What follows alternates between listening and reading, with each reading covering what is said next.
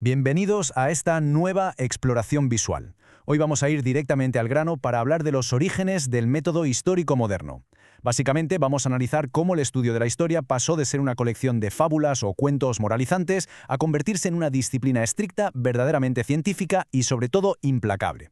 Y para ello vamos a seguirlo en la pista a un auténtico gigante, Leopold von Ranke. Sin entrar en ningún tipo de debate ideológico, vamos a diseccionar sus hallazgos y cómo este hombre, literalmente, cambió las reglas del juego al investigar nuestro pasado. A ver, empecemos con una pregunta que es absolutamente fundamental. ¿Cómo sabemos realmente que la historia que leemos es cierta? Porque claro, antes de Ranke, la línea entre lo que era realidad documental y simple invención literaria era, siendo generosos, bastante borrosa. Resulta súper curioso saber que el propio Ranke de joven era un fanático absoluto de las novelas históricas de Walter Scott. Pero claro, al empezar a comparar esas tramas tan peliculeras con los escasos documentos reales que había de la época, se dio cuenta de algo increíble. La realidad pura y dura era muchísimo más fascinante y compleja que cualquier obra de ficción.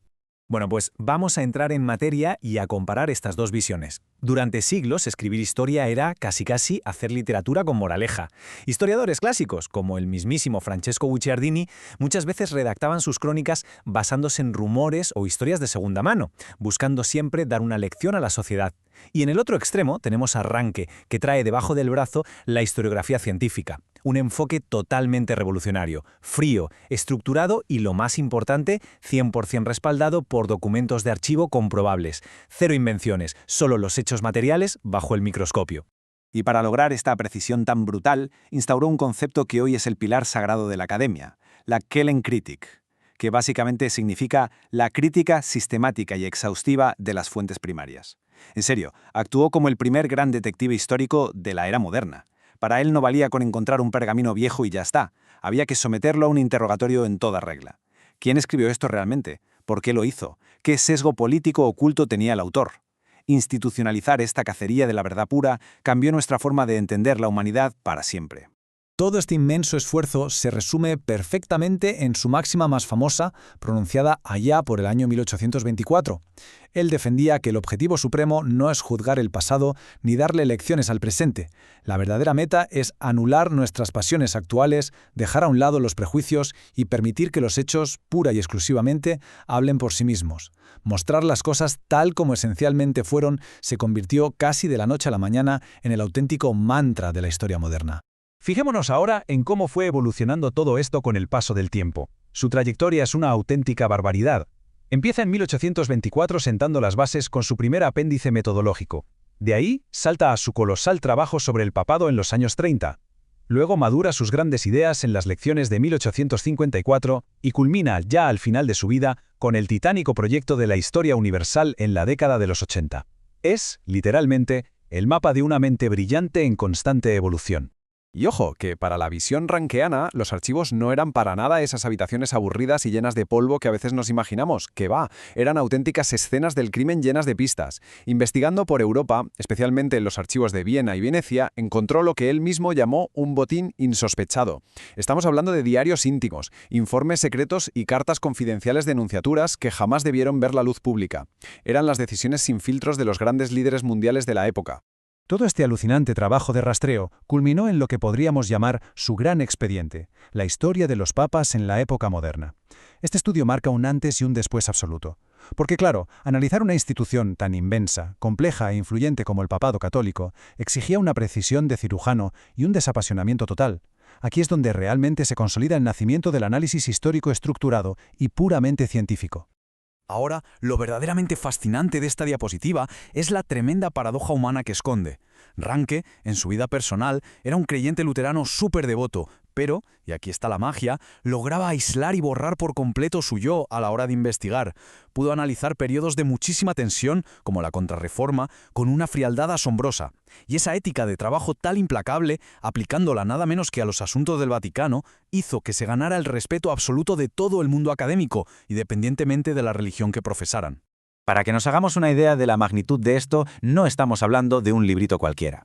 Fueron 6 siglos de historia institucional ininterrumpida. Su análisis minucioso empezó con los inicios del cristianismo en pleno Imperio Romano y llegó pacientemente hasta el mandato de Pío IX en el año 1878. Es una cantidad de recolección de datos verdaderamente colosal, y todo esto, recordemos, logrado a base de leer manuscritos y sin ningún tipo de motor de búsqueda moderno. Una locura. Y el procedimiento operativo para lograrlo era tan estricto como fascinante.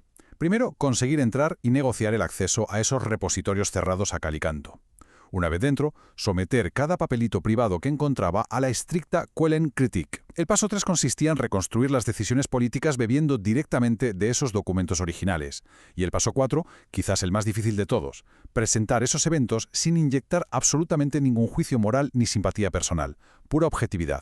Y esto ilustra a la perfección cómo su ambición científica no se quedó solo en los estados pontificios. Se aplicó exactamente el mismo microscopio a los grandes estados de toda Europa.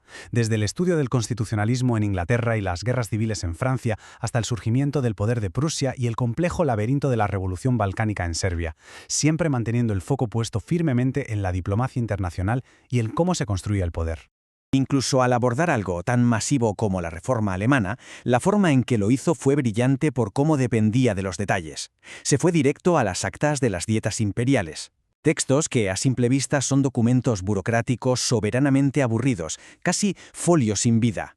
Pero al cruzarlos meticulosamente y leer entre líneas, logró reconstruir toda la gigantesca energía mental y sociopolítica de un movimiento que de hecho reescribió el mapa del continente. A mediados del siglo XIX, toda esta experiencia cristalizó en una visión muy particular sobre el paso del tiempo. En 1854 impartió unas famosas clases privadas al rey Maximiliano II de Baviera.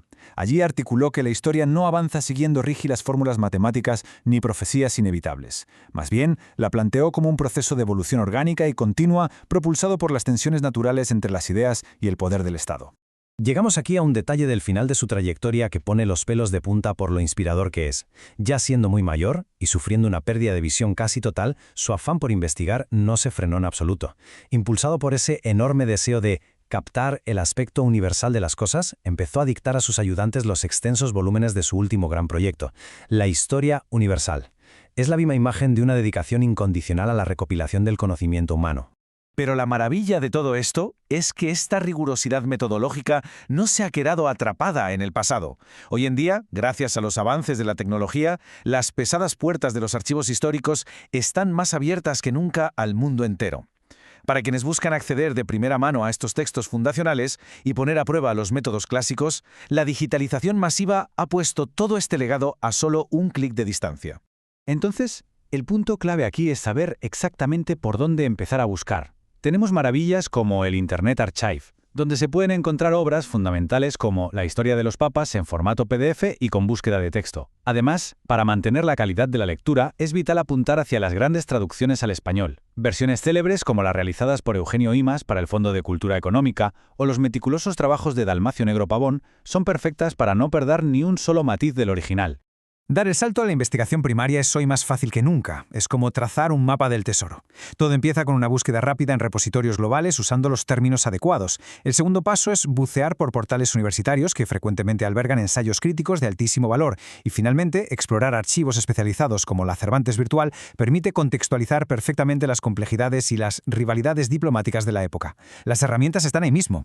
Es indudable que este enfoque transformó por completo las reglas de la academia moderna, consagró para siempre que el documento original manda sobre cualquier rumor indirecto, estableció que analizar críticamente un texto es el mejor escudo contra el sesgo informativo, elevó la neutralidad a la categoría de estándar ético imprescindible, y por si fuera poco, originó el mismísimo formato del seminario universitario, el modelo de trabajo en equipo que sigue siendo el motor de la investigación hoy en día.